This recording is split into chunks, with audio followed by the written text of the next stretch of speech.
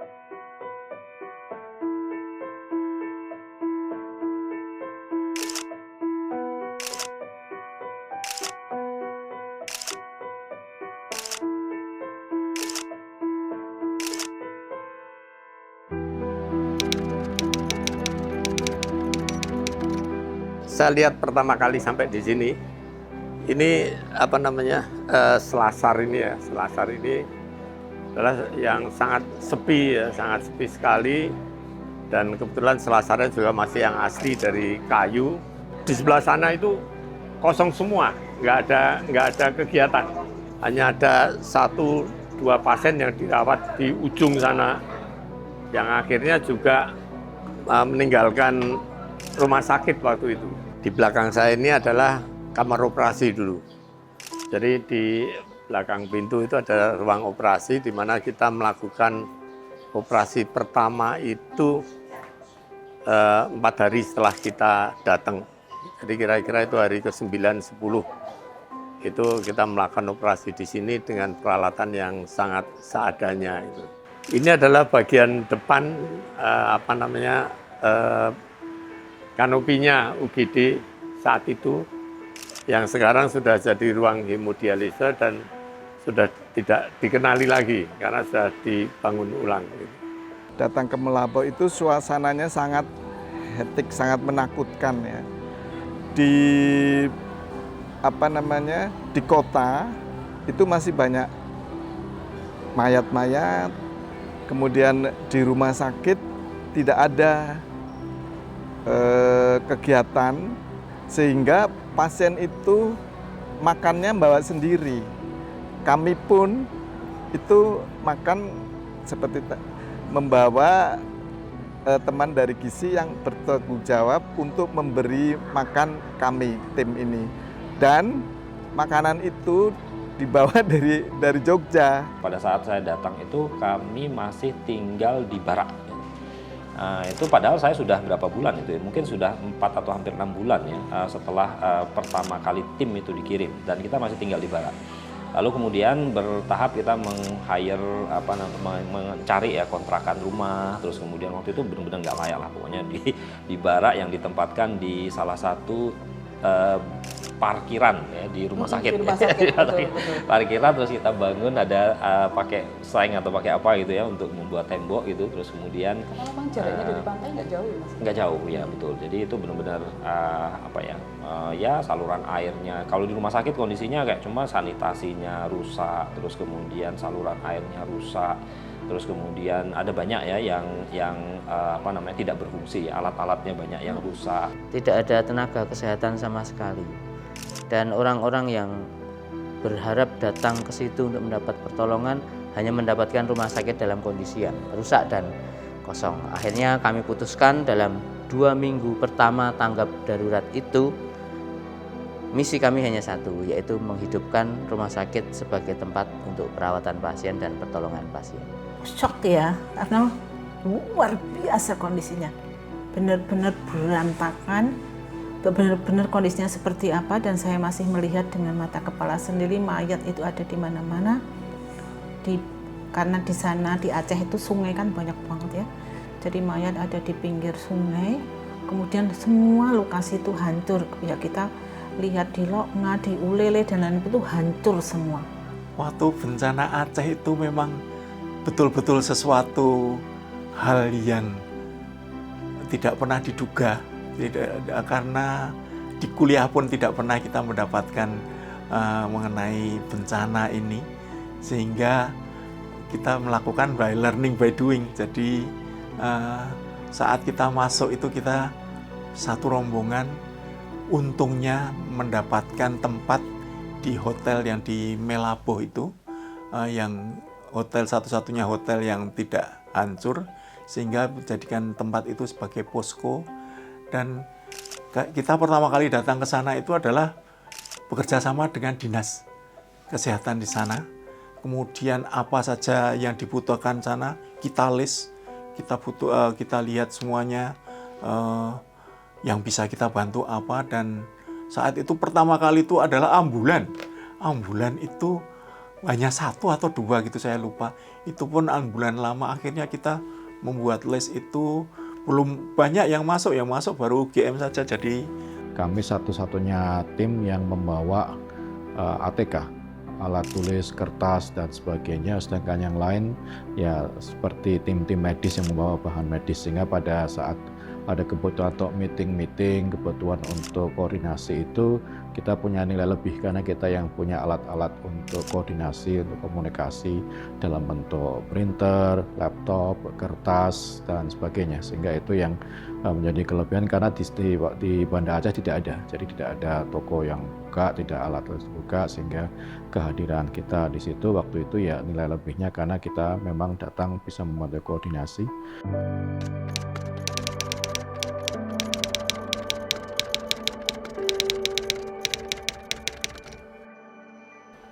Saya harus melihat ke catatan di sini ya.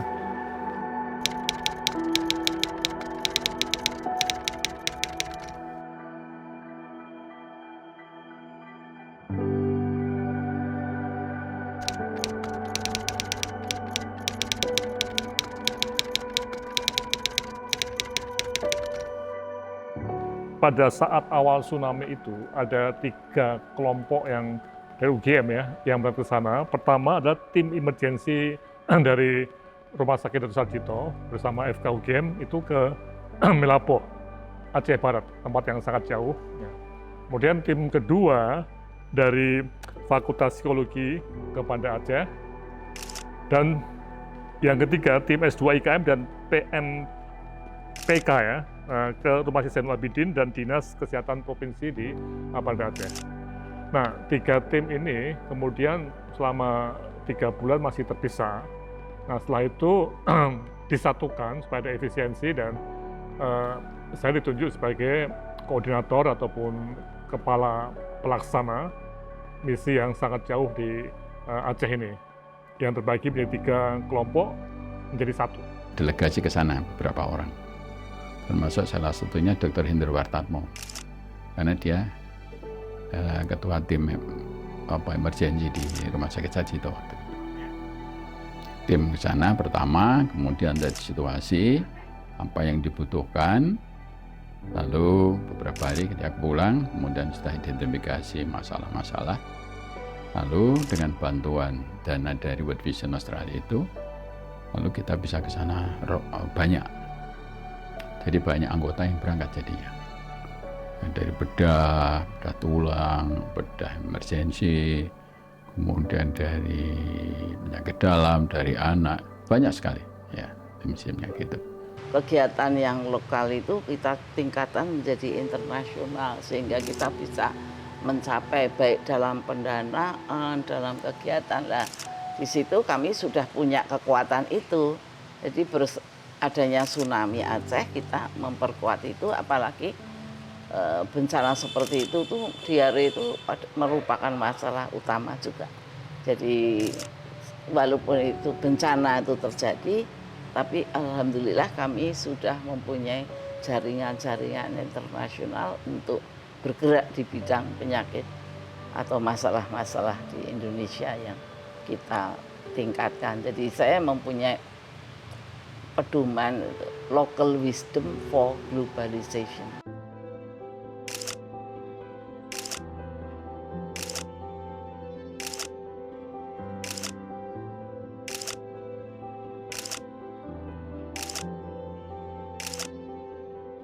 Pada waktu itu supaya kita punya tim gitu, kita bikin singkatannya KLIK. Aku masih ingat tuh, KLIK, CLIK, kayak Clinical Quality Group. Nanti waktu itu ada teman-teman kan pada waktu itu satu ruangan ya dengan yang provision staff dan sebagainya. Pada waktu itu kan memang ada 3 kelompok ya yang ngurusi SPGDT, kemudian ada provision staff, kemudian kita di Clinical Quality Improvement. Nah di Quality Improvement itu kita membuat namanya Klik Team itu. Sampai sekarang itu nostalgianya masih teringat. Saya membawa misi untuk melakukan assessment. Jadi di dalam bencana itu ada aktivitas untuk melakukan rapid assessment, penilaian cepat untuk mengetahui apa saja yang lumpuh akibat bencana itu dan apa saja yang harus kita siapkan untuk penguatan sarana infrastruktur atau pelayanan yang terdampak. Nah di kunjungan pertama itu kira-kira saya ke sana 2 minggu setelah tsunami. Jadi pertengahan Januari saya bersama dengan Profesor Trevor Duke dari Royal Children's Hospital. Beliau itu adalah konsultan WHO untuk tadi melakukan rapid assessment.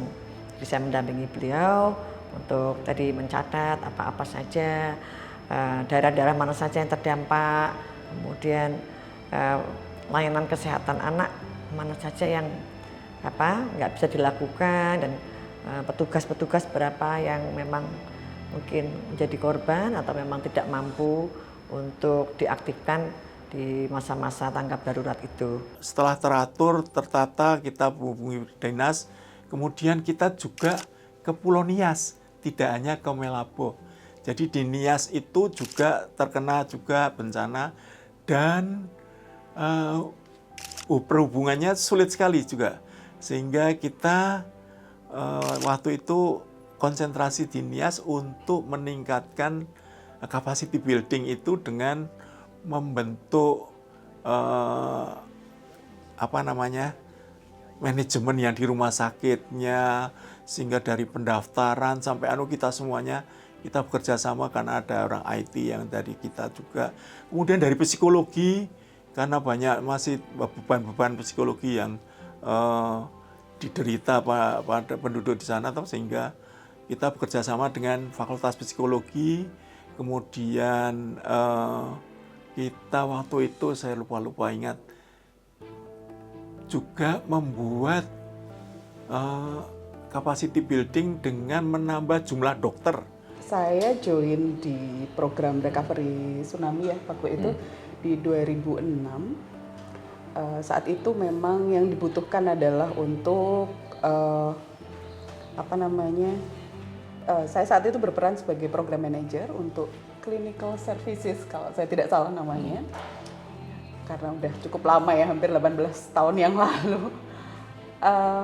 Sebagai program manager di clinical services saat itu memang UGM itu membantu utamanya di Kabupaten Aceh Barat yang saat itu memang sangat terdampak karena tsunami, untuk bisa menyediakan tenaga kesehatan secara periodik.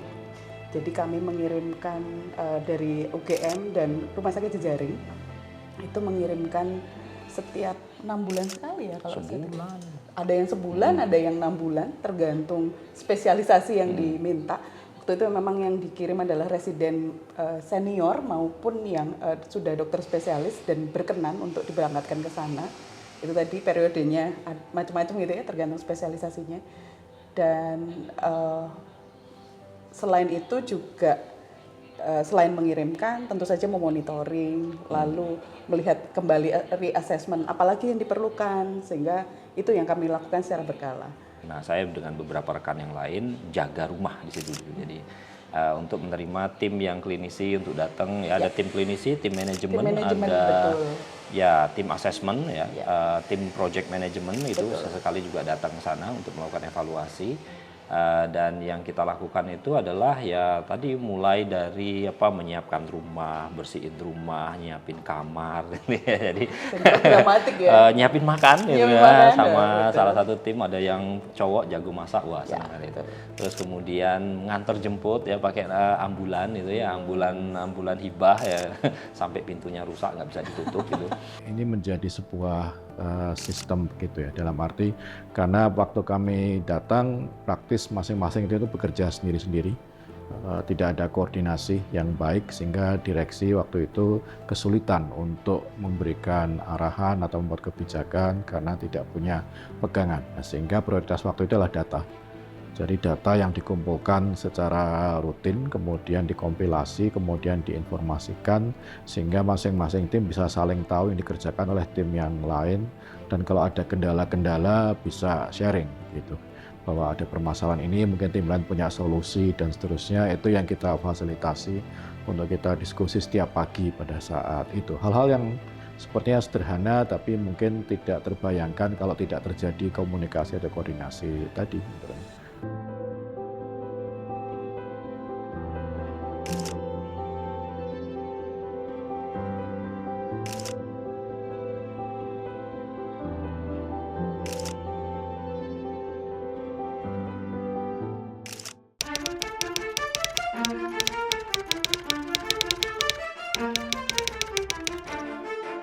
Kita belum punya program yang jelas, jadi hanya pendampingan psikologis ya.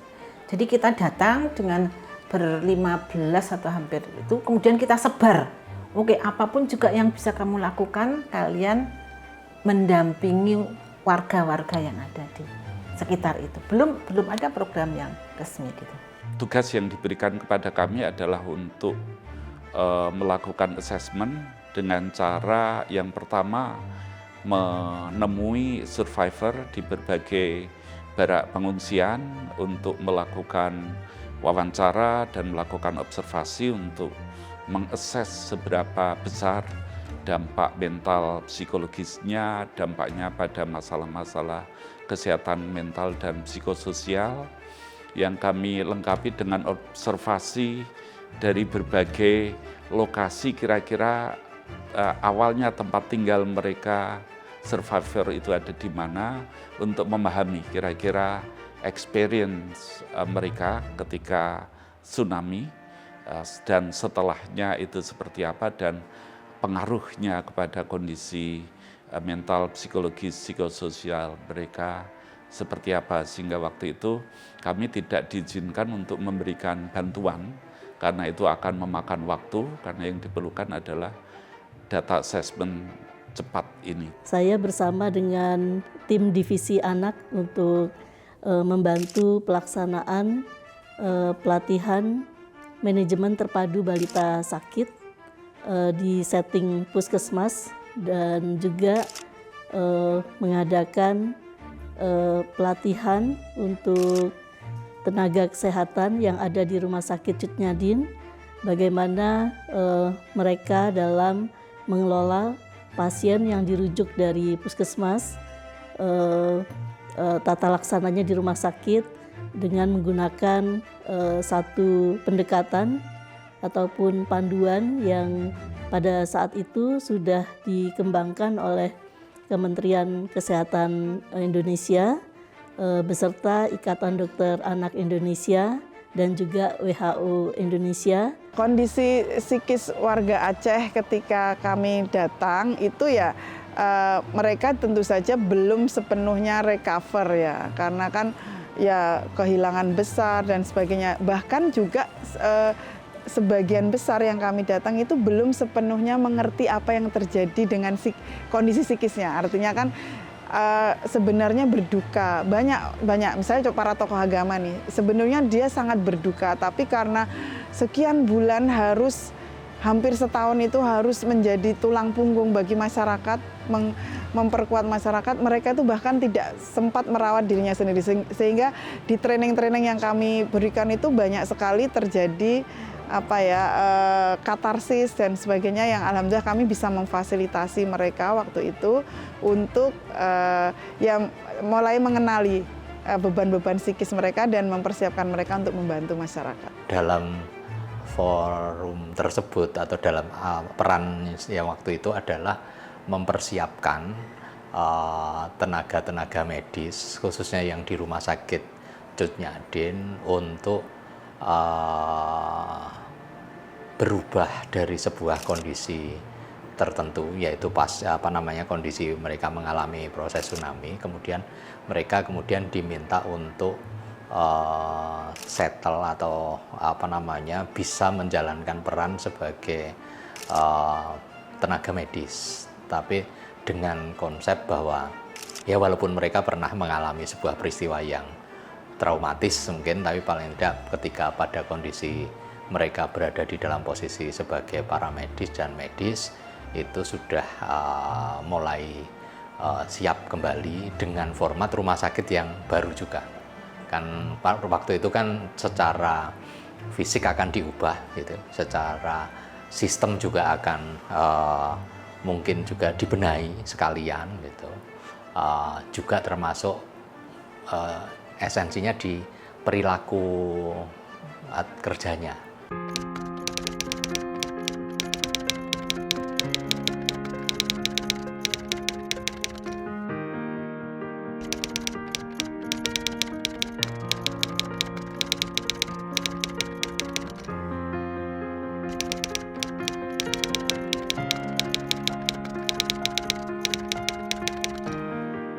Dari UGM sudah memberikan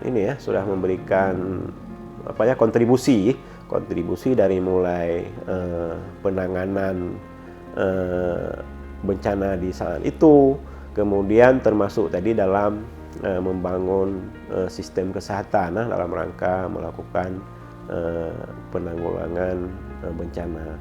Salah satunya itu tadi melalui peningkatan kapasitas petugas kesehatan dalam menghadapi bencana itu, termasuk penanganan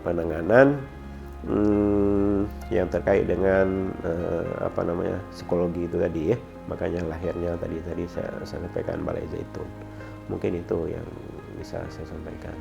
Tim UGM selain di rumah sakit itu tetap bersambung pelayanan dan ada bantuan manajemennya, juga memberikan pelatihan-pelatihan yang seperti saya sampaikan tadi. Sampai itu bertahun-tahun itu, sampai saya lupa apa 3 tahun apa 4 tahun pastinya saya nggak tahu persis, saya lupa karena itu masa lalu. Tapi sangat berkesan bagi saya adalah kami tidak pernah dilupakan, tidak pernah itu. Jadi gini, begitu putus selesai bangun rumah sakit, ruang rawat jiwa, itulah yang terakhir tuh, ruang rawat jiwa selesai dibangun dengan bantuannya UGM. Situ mulai selesai, hampir selesai lah tugas-tugas UGM. Situ mulai sedih kita nih, ditinggal. Ada sedih memang karena ditinggal ya. Tadi bersama terusnya, walaupun saya waktu itu udah tidak direktur lagi kan, tapi selalu ketemu. Nah, begitu udah mulai ditinggal, ada mulai sedih juga nih. Aduh, padahal selama ini kita sejalan seiring bisa membangun rumah sakit ini lebih ke depan lagi. Begitu ditinggal, waduh, dan terasa sedih memang. Pertama sekali peran UGM pasca tsunami memang luar biasa telah dilakukan di Aceh Barat. Karena saya maklumi, saya selaku pelaku juga yang kena imbas tsunami langsung, dengan kehilangan istri dan kehilangan anak pada saat itu. Dengan kehadirannya UGM pada saat itu, kami yakin banyak sekali pertolongan yang telah diberikan kepada kami. Dari itu, pengiriman tim kesehatan yang sangat dibutuhkan pada saat itu langsung hadir ke tempat kami. Jadi luar biasa pertolongan yang telah diberikan. Dan selanjutnya, pembangunan kembali sistem kesehatan dan pemenuhan sumber daya kesehatan yang saat itu memang warga kami Aceh Barat sudah yang banyak sekali yang terimbas ataupun musibah dengan keadaan tsunami pada tanggal 26 Desember 2020. 2004. Dari itu kami tidak merasa jauh dengan UGM. Sampai saat ini pun membutuhkan UGM untuk kami berikan fasilitas-fasilitas yang baik dan memberikan pembelajaran-pembelajaran ataupun menampung tenaga kesehatan kami untuk melanjutkan perkuliahan di sana, sehingga ilmu-ilmu yang didapatkan di UGM dapat dikembangkan di Aceh Barat ataupun untuk membantu masyarakat Aceh Barat di sini. Begitu juga dengan penyusunan rencana penanggulangan bencana di rumah sakit, itu perlu juga yang harus kita berikan apresiasi supaya bagaimana teknik dan cara untuk penanggulangan kebencanaan apabila terjadi bencana-bencana di kemudian hari. Terima kasih UGM telah membantu kami.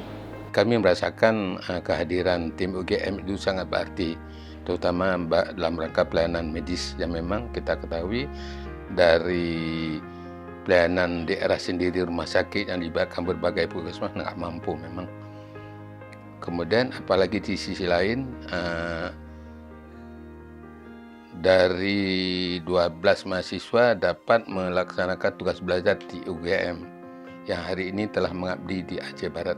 Memang banyak ya pengalaman kita kalau di era tsunami itu memang banyak, terutama itu memang dengan tim UGM itu. Mereka itu memang ya banyak yang diturunkan ya, bukan hanya banyak, gimana ya, kepeduliannya itu memang, gimana saya mau bilang, kepedulian UGM itu memang menyentuh ya, menyentuh masyarakat itu sangat menyentuh.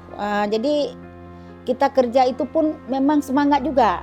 Waktu itu saya semangat mendampingi, ada Pak Yoga waktu itu, ada Bapak apa lagi waktu itu, Pak Yoga, Pak Rahmat, ada beberapa lah yang dari UGM itu. Tapi saya yang paling ingat tuh Pak Yoga. Karena Pak Yoga yang paling dekat ya, mungkin yang ikut terus kami ke lapangan gitu. Memang beliau memang di ininya, di psikolognya yang memang untuk pemulihan mental. Saya mencatat kehadiran tentu teman-teman dari UGM dan tentu mitra UGM ini hadir di Aceh setelah mungkin puluhan ratusan institusi ini udah nggak ada lagi di Aceh. Ketika di awal-awal ramai institusinya, tapi yang tinggal bertahun-tahun itu ada Gajah Mada. Saya nggak tahu tuh dari mana sumber biayanya, luar biasa. Orang lain sudah nggak ada lagi. Jogja kok masih ada, saya lihat di UGM terutama, baik itu di Aceh Barat maupun di Banda Aceh dengan kita. Kan terus CSM itu kan bertahun-tahun Mas. Terus kita disupport dengan Gajah Mada, tapi sudah lewat PNPK seperti itu. Sekarang udah bagus sekali, sudah ada tim bencana. Sekarang apalagi dengan undang-undang yang baru itu sudah ada, termasuk mobilisasi SDM itu juga sudah ada. Sekarang landasan hukumnya ada semua.